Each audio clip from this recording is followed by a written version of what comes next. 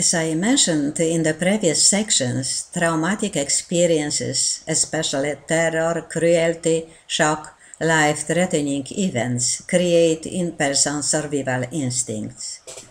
These are borderline experiences like life death that confront man with the most primitive instincts of survival.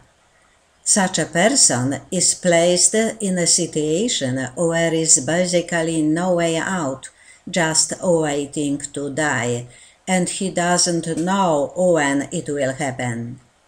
Such experiences create inside the person absolute helplessness. If repeated several times over a short period, the result is systemic weakening of the efficiency of the body, especially its immune and endocrine systems. You feel trapped, passive. It blocks energy flowing in the body, which becomes frozen in individual parts or the entire body.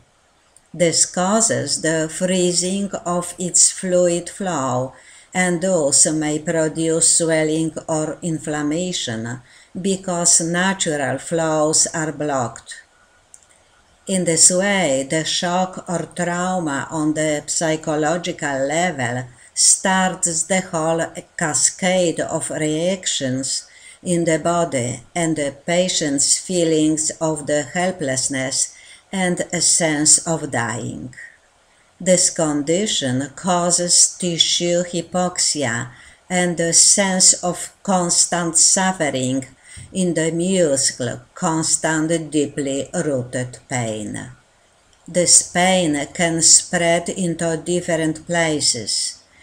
It is not specific and blurred, so that the patient feels deep pain more his soul than his body. Fibromyalgia and the same kind of civilization disease are caused by chronic stress or borderline experiences, where violence creates of the soul damage, which is reflected in the whole body in the form of pain and suffering. Thank you for your attention.